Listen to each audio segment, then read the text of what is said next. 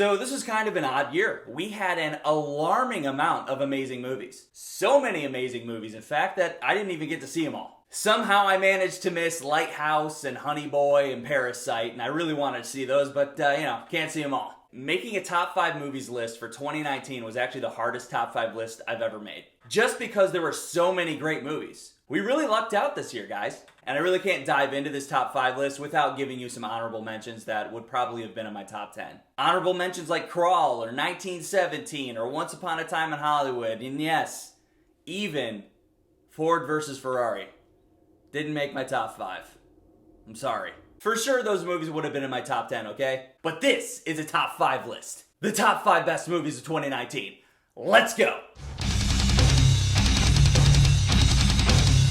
Number 5, Jojo Rabbit. This was the most original movie of the year. I've never seen anything like it. It took seriously offensive material and made it funny.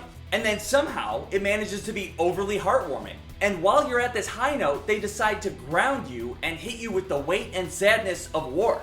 Oh, that's right, this movie takes place during World War II.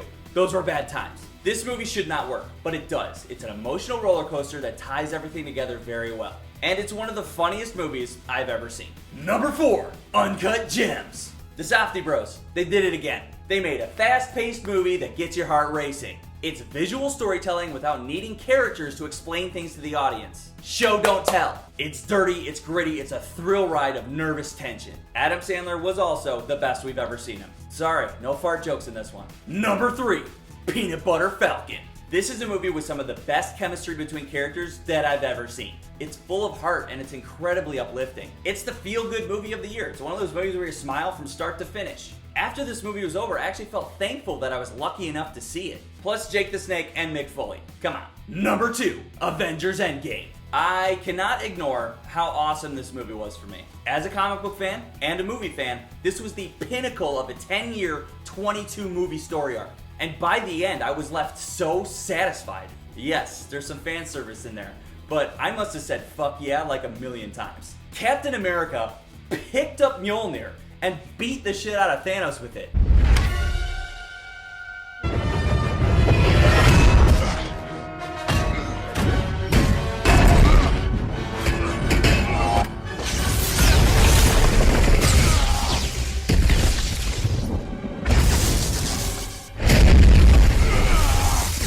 Fuck yeah. And by the end, Captain America finally got to have his dance with his girl.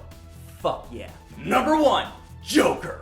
I truly love this movie. I love it. It's a polarizing film that got everyone talking, and they're still talking about it. I saw it twice in the theaters, and both times, by the end, I just sat there saying, wow. Wow. I love how it was filmed. I love the cinematography. I love how it makes you question this character. I love how it makes you root for the fucking Joker. Think of how many Batman movies are out there. A shit ton. I've never seen any movie capture Gotham City like this movie did. Gotham is its own character that's just thriving with horrible people, and it needs a Batman to save it. Joaquin Phoenix is insane in this role. He's insane.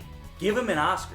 Again, I love this movie, and after the first time I saw it, I pretty much knew it was going to be my number 1 of the year because I loved it that much. This movie will go down in comic book movie history. There you go. That's my top 5 best movies of 2019.